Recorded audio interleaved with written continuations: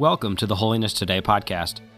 Today marks exactly 4 years since the start of full-scale war in Ukraine in 2022.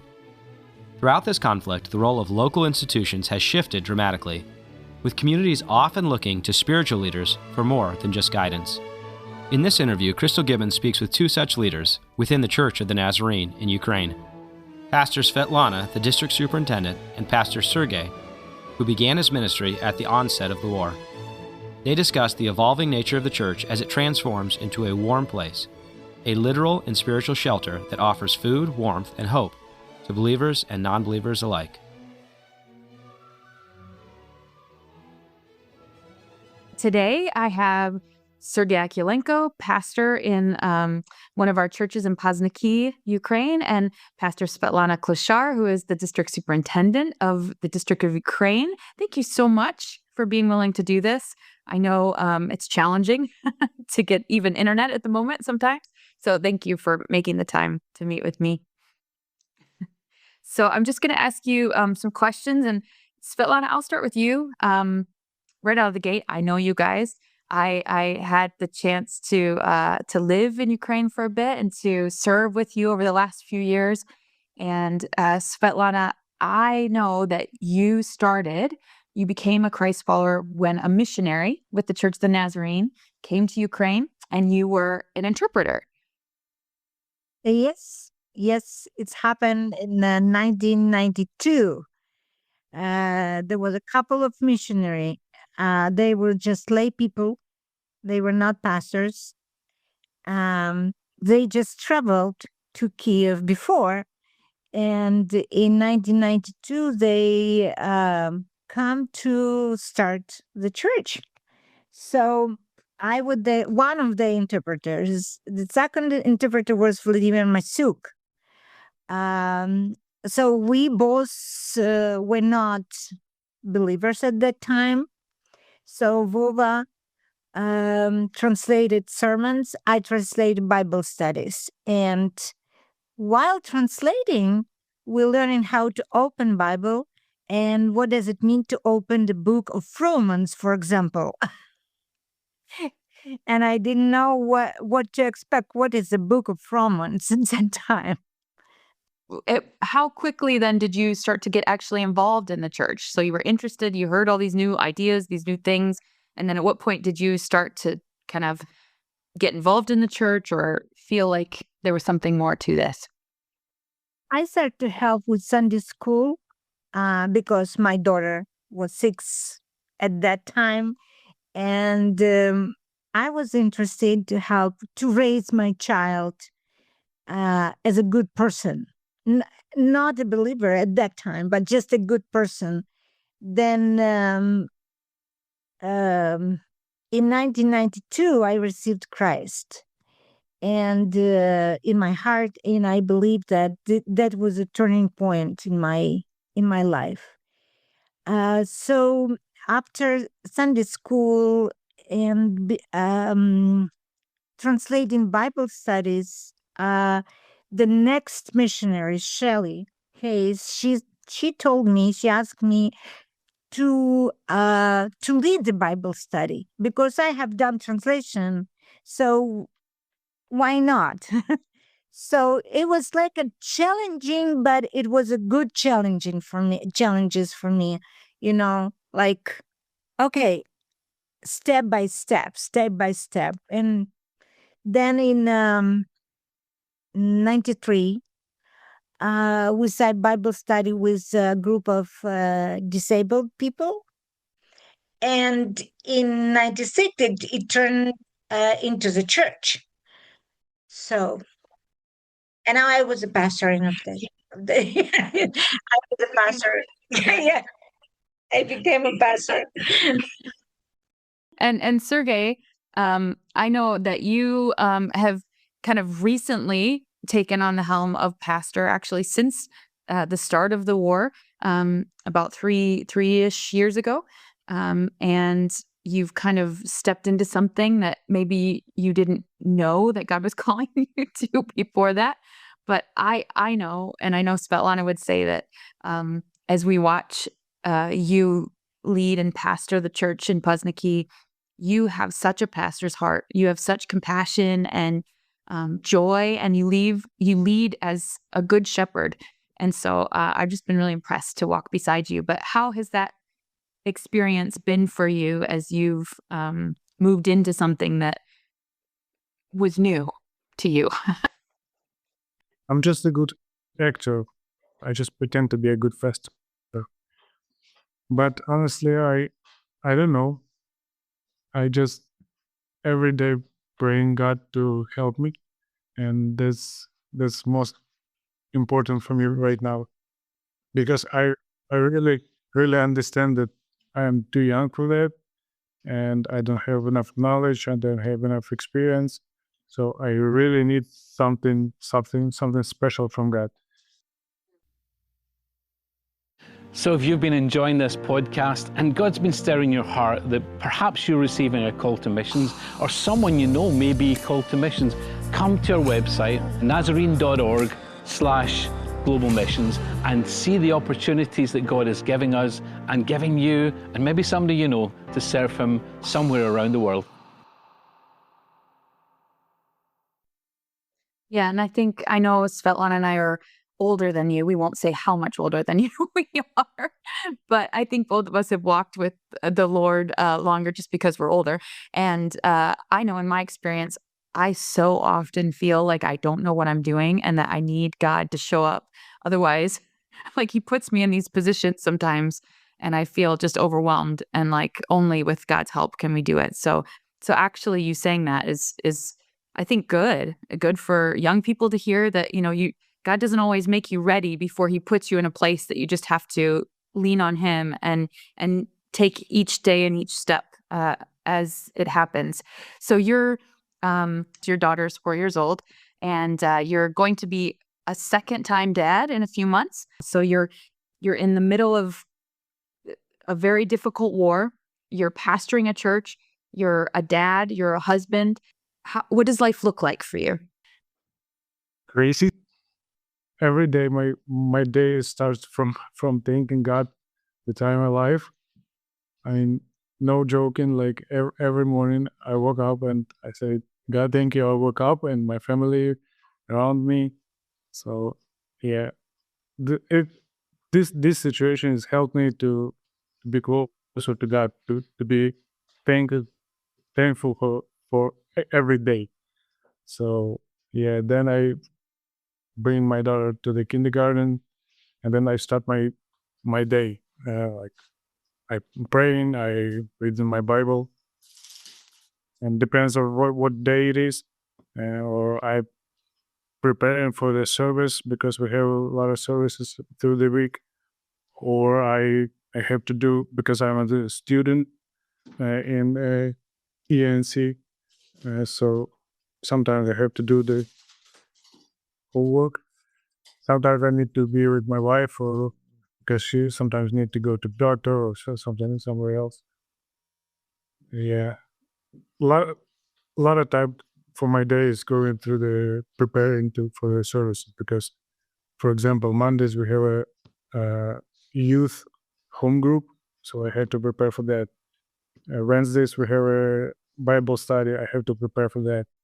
Thursdays we have a youth ministry we invite the youth around our area, and so I have to help with that sometimes, and also have to prepare for Sunday's sermon. So really, it's a lot of preparation for everything. Yeah, I know.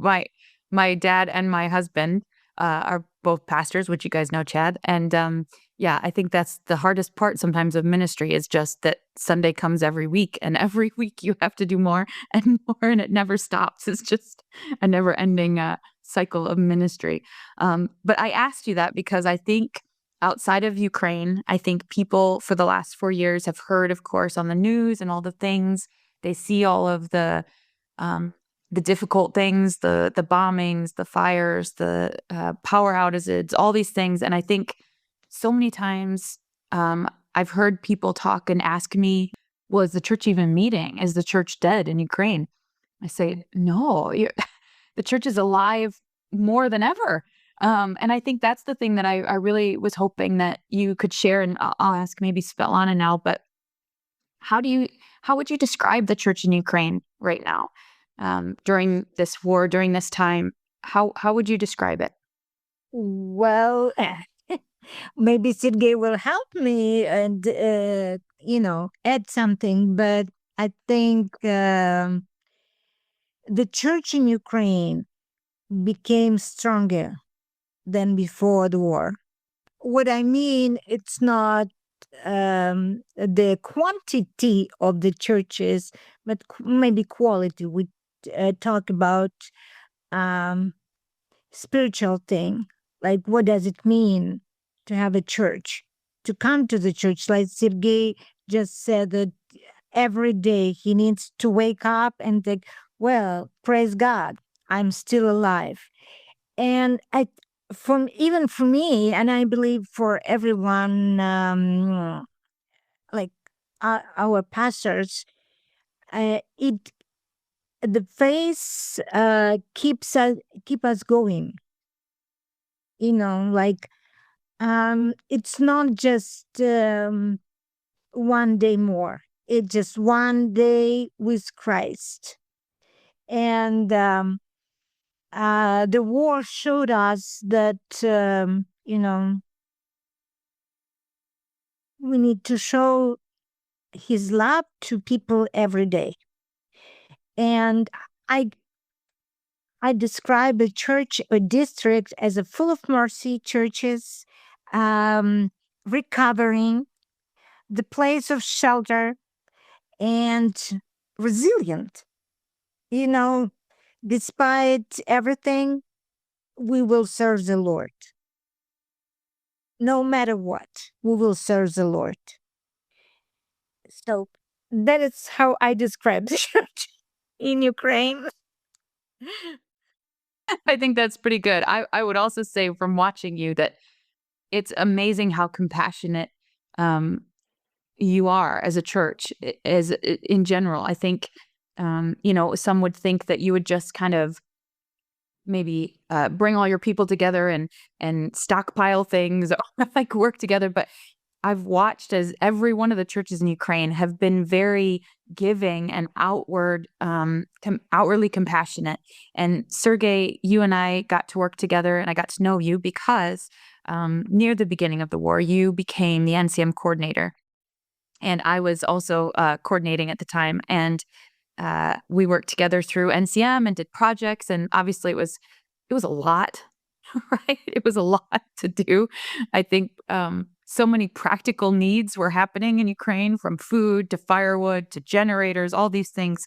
But I'd be curious to know, Sergei, how you think about compassion, and how you've seen your church and other pastors, other churches in Ukraine, how they've served their community during the last 4 years. Well, before the war, as I remember, the church always was like the spiritual place, like only for that. People was looking for the church just to sometimes to think about God, sometimes to spend time with Him. For not believers, I mean, but for the last few years, the church become like, I don't know, just not just a spiritual place, but the warm place, but the place where you can find something else. By also you can find the hope. Also you can find spiritual things.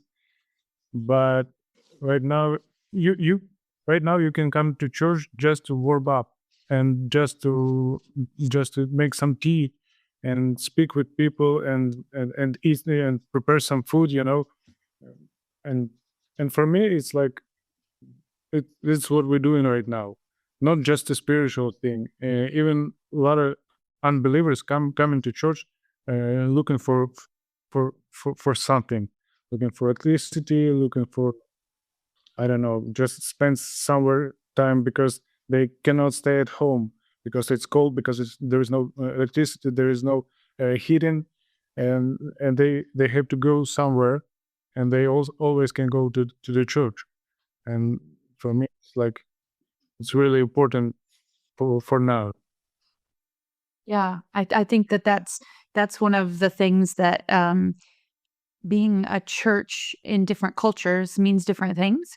But I think what I've realized is that if as a building, as a church, if you disappeared from your community and no one noticed because they were never in your building for throughout the week or whatever, and only you were there for Sunday morning, and that's why you were trying to just get people in your building to come to your service, that's the wrong attitude. We should be open all week. And I know that's hard for pastors, but the idea is not that we have to have programming, but just to be available, like you said, to be a warm place, to be a place of hope, place of fellowship. I hope that when this war's over, which I am praying and believing, and I know you are too, that it will be very soon. But when it's over, I pray that the church in Ukraine hangs on to that, because it's really beautiful. It's a beautiful place to share in community with where God has put you. So I don't want to avoid this thing that we've kind of talked around, that clearly Ukraine has been at war for 4 years. And this episode of this podcast will come out on the 4-year anniversary. And it's been a season that I'm sure neither one of you anticipated or would want to choose, for sure. And I'm just curious how this time, these last years, have changed you, for the good or the bad. I feel like I want you to be honest, and I know you, and I've walked with each one of you through times that you've been angry and frustrated and tired. But I've also seen you both have such hope and humor, and I'm just curious if you would share a little bit about how you feel God has transformed you during this time. Well, I have asked the same question to myself also, because I think it's too much to have collapse of your country where you were born, which I don't want to name the country, but everybody. Then Chernobyl catastrophe, then 2 revolutions, then the war. I believe it's maybe too much. But at the same time, at the beginning of the war, I asked myself a question: do you really believe in Jesus? Do you really believe in heaven? And with that, with him, in him, there is no death. So you might die. Every moment of your life, you might die. I mean, everybody will die eventually. But do we believe that we will be alive then? And it changed all my world, how I see and look at this war, at the relationship, at my ministry, everyday life, because I have assurance that Christ is always with me. So that really helped me. And we have two words in Ukraine for hope. One is I hope, which is 50% of hope. Like, сподіваюсь, it's 50%. And I hope that I trust. It's more trust. So for me, it's more this season of war, 4 years, shows me that God is still faithful. And when he gives us one day of our life more, one day more, so it means that we have something to do for him. We have to rejoice our life, every day. If it's possible, after night terror, you wake up, you see the light of the sun, you're still alive. So it means that you have to do something for Christ. That's my hope. That's beautiful. Well, no pressure, but that was a really good answer. Sergei. We can skip it. We can skip me. Yeah, just what she said. Well, your experience is different. Well, how the Spirit changed me, you're asking, right? Mm-hmm. Well, the Spirit makes me more serious, and I don't like it. Well, I don't know. For me, this season makes me closer to God. I don't know. I don't really understand why, but when there is a problems, where is the hard times, it like for me, I'm talking about myself. It makes me closer to God. Even I don't understand why He's doing this, why He's allowed this war, but I don't know how. But it's make me closer to God, to trust Him, to let Him do wherever He wants. But still, I have struggles with the people who don't have this kind of relationship with God, because a lot of people coming to church and looking for answers. I was like, what? You preaching God, you preaching God of the Bible, Almighty God, but why He is allowed to do this stuff? And sometimes it's shaking my faith, because I don't have an answer for them. I have answers for myself. Even I don't have any answers. I can just trust God, But I cannot give them my faith. I cannot give them my answers, and sometimes it's really hard, and sometimes it's shaking me, and it's really hard because I go in with Christ like for a long time, but when people just come into church and they're looking for hope, they're looking for answers, they're looking for for something that church can give them, like maybe hope, maybe I don't know. And they come in and they asking like, "You're preaching to God. Where is He? What is going on?" Because for example, if you I don't know, I don't remember how long it was, but somebody came to me and like asking why God is allowed, but because the Bible said that God starts this war and He finishes the war, and why He doesn't finish this war?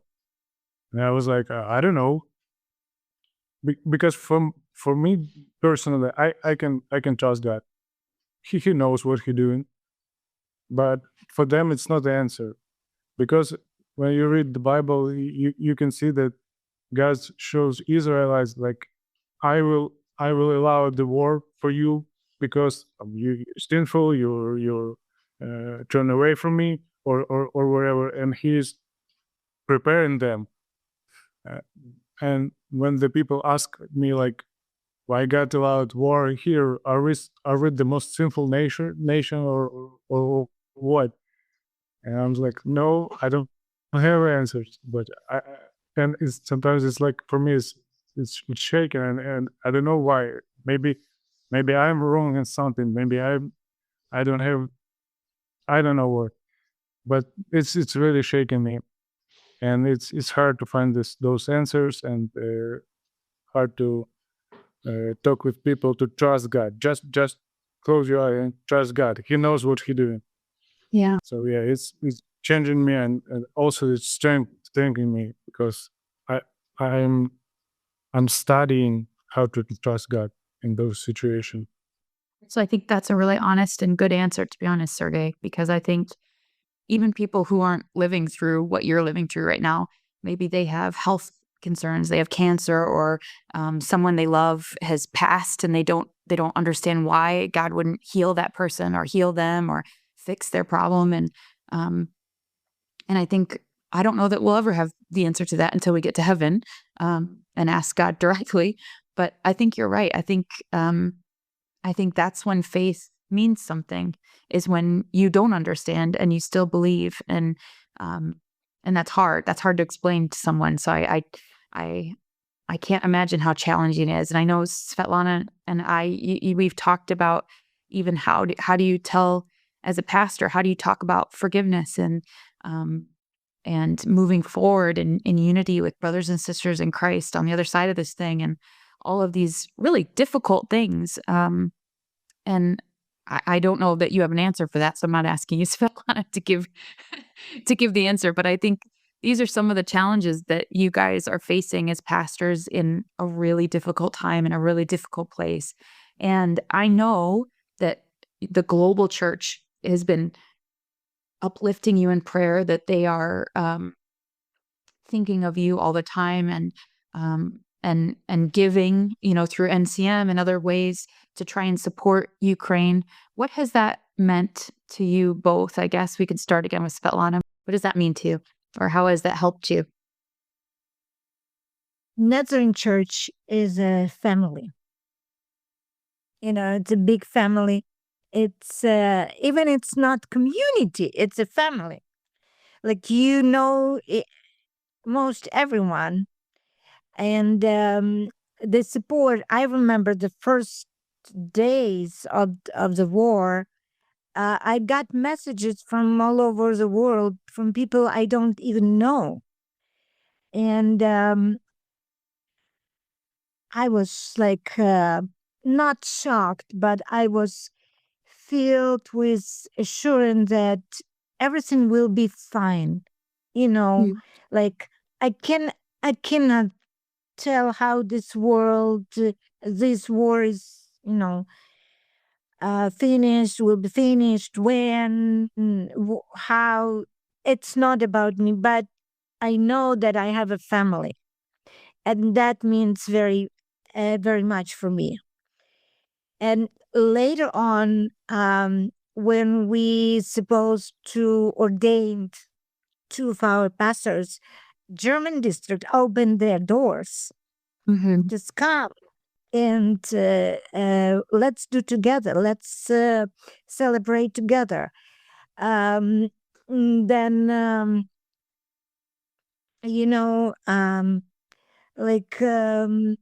every time we meet as a family, as Nazarene family, everybody tried to help, not with compassion ministry for sure. And I think Serhii will talk more about compassion ministry maybe, but as the church, as a fellowship, like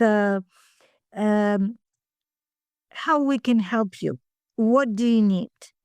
Do we need your district assembly and another ordination general? Superintendent came despite the war, and Chet also was there. So it was like, we are together. We are not alone. And for me, as a district superintendent, means a lot. And I believe that it shows our pastors that we're not alone. You're not alone, and you don't need to do everything by yourself. We are with you hand by hand. So really, I appreciate our family communion, communion, whatever.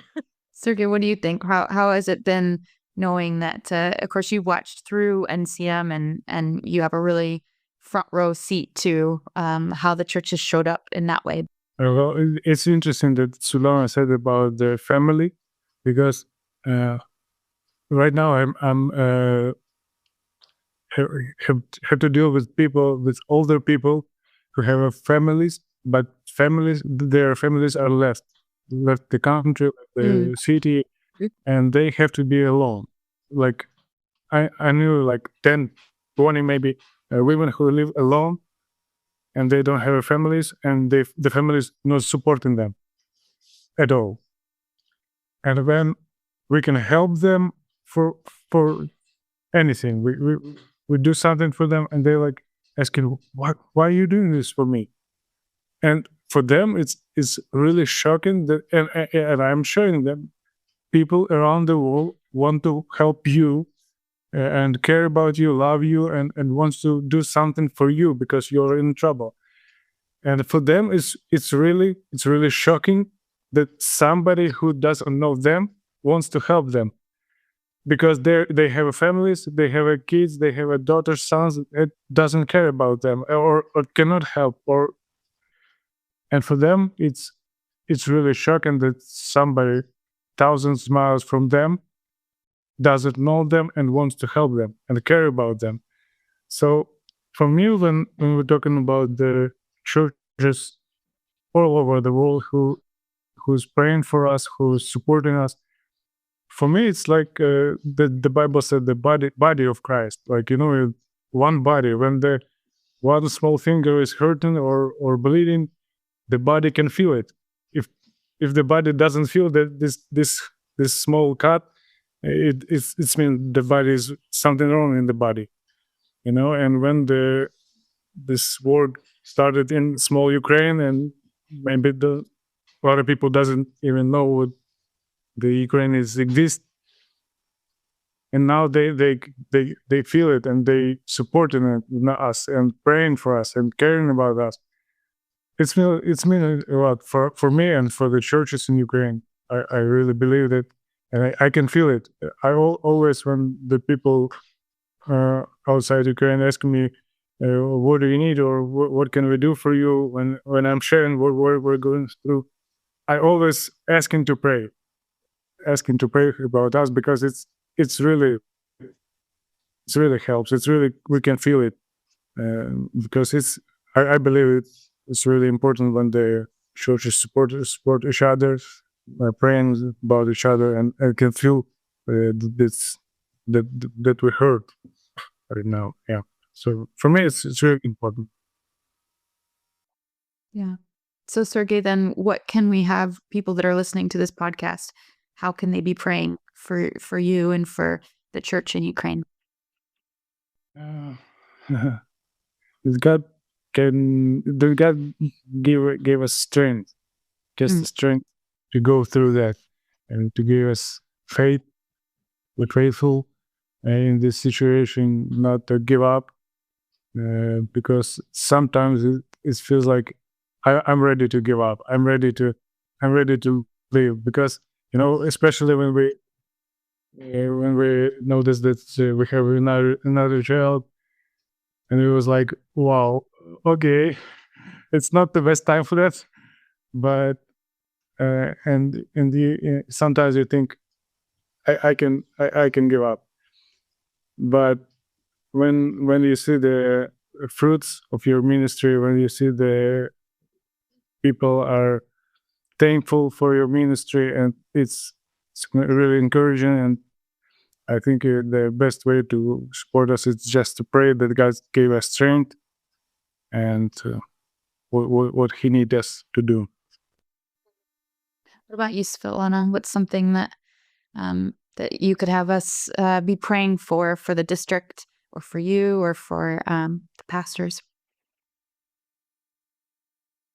I would ask to pray for our pastors and for their spiritual strength, because it's really hard to be a pastor here in Ukraine, because people, especially new believers, they think that you have to know all the answers. And it's hard to be a pastor for the families who lost their members due to the war, and pray for our chaplains on the front line who tell about Christ. And I think this is the most important thing, to pray for the spirit of our pastors, to make them stronger, to make them feel supported. Like when Moses was tired, his brothers hold his hands, and these prayers are these hands. I just want to add that without your prayers, without NCM, without church, it would be very hard for us to be the shelters, to be the merciful church, compassion, and place for love. Well, I know I don't want to take too much more of your time, so we'll wrap it up here. But I just want to say, as you're asking for prayer for the pastors and for strength, Sergei, for you, I know personally, as I've walked with you guys over the last 4 years and have watched how resilient and how strong and positive, honestly, even in really crazy things, it has been a strength to our faith, to Chad and I, and we've shared this with you, I know, but I hope you know that as the world watches you, you being the church that God wanted you to be the hands and feet of Jesus, to be strong and faithful, even when it's difficult, and to be honest when it's not easy. All those things are very Christ-like, and I hope that you know that you are an example to all of us of how we should live in the world. If you can do it while you're going through something as awful as war, then what is my excuse? So thank you guys, both of you and all of the pastors in Ukraine, and the people that are serving in your churches, the leaders, your spouses, the kids, all of the people that are serving their communities through your churches. It's really beautiful to watch, and it's challenging to the rest of our faith. And so I thank you for what you're doing, and we are praying for you. We'll continue to pray for you, and I really appreciate you sharing your heart today with me and with everyone listening. So thank you. Thank you for listening to the Holiness Today podcast. If you enjoyed this production and wish to hear more, visit holinesstoday.org/podcast or find us on Spotify, Apple, and Google Podcasts.